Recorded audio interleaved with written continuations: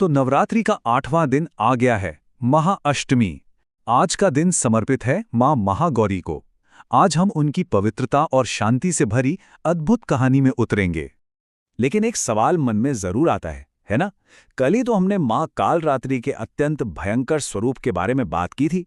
तो फिर अचानक एक ही रात में देवी इतने शांत, गोरे और उज्जवल स्वरूप में कैसे बदल गई कि उनका नाम ही महागौरी पड़ गया? बस यही रहस्य आज सुलझने वाला है। असल में मां महागौरी की कहानी ही अंधकार से प्रकाश की ओर एक यात्रा है। महाअष्टमी का दिन आप कह सकते हैं शुद्धिकरण का, प्यूरिफिकेशन का दिन है। ऐसी मान्यता है कि इस दिन मां की कृपा हमारे सारे पापों को ठीक वैसे ही धो सकती है जैसे उन्होंने खुद को शुद्ध किया था। और आध्यात्मिक तौर पर भी ये दिन बहुत खास है। माना जाता है कि आज के दिन एक साधक का मन सोम चक्र में होता है। ये वो केंद्र है जो हमें मानसिक शांति और सेल्फ कंट्रोल की तरफ ले जाता है। मतलब ये भीतर से शांत होने का दिन है। तो ये सब शुरू कैसे हुआ? इसकी कहानी जुड़ी है देवी पार्वती की उस महान तपस्या से जो उन्होंने भगवान शिव को पाने के लिए की थी। चलिए उस कहानी को जानते हैं। तो हुआ यूं कि देवी पार्वती ने भगवान शिव को पति रूप में पाने के लिए हजारों साल, सोचिए हजारों साल कठोर तपस्या की।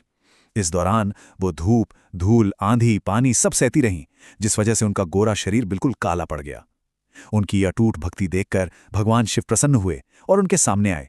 उन्होंने देवी को गंगा के पवित्र जल से नहलाया और जैसे ही गंगा जल ने उन्हें छुआ, एक चमत्कार हुआ।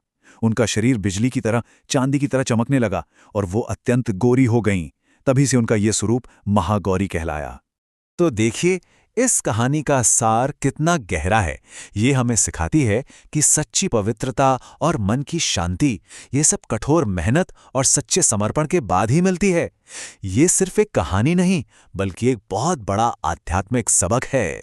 अब जरा उस पल के बारे में बात करते हैं जो कहानी का सबसे अहम मोड़ था। गंगा जल का वो चमत्कार।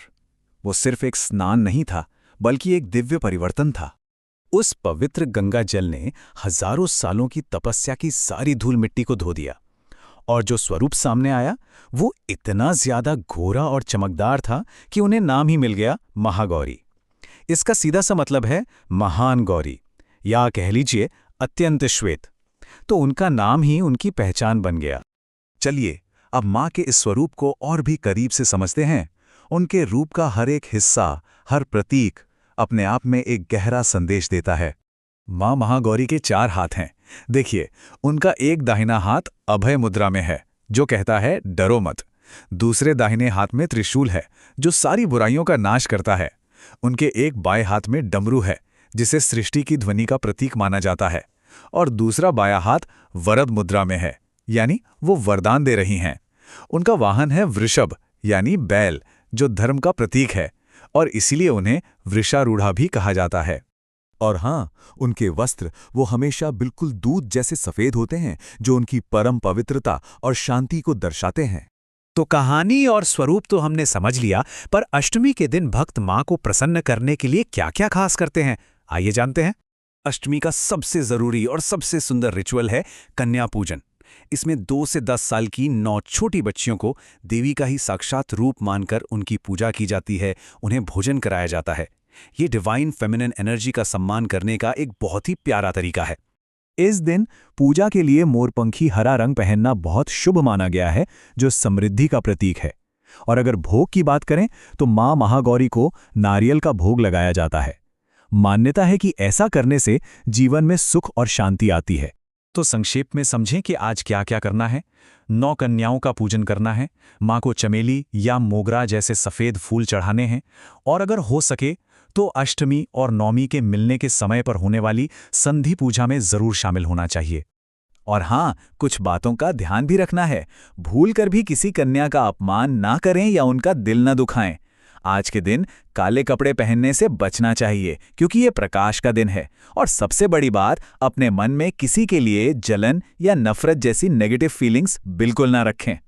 आखिर में मां महागौरी की पूजा का सबसे बड़ा फल यही है कि ये भक्त के सारे पुराने पाप और दुखों को वैसे ही धो देती है जैसे गंगा जल ने देवी की तपस्या की मैल को धो दिया था।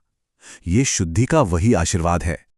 और अंत में एक सवाल जो ये पूरी कहानी हमारे लिए छोड़ जाती है।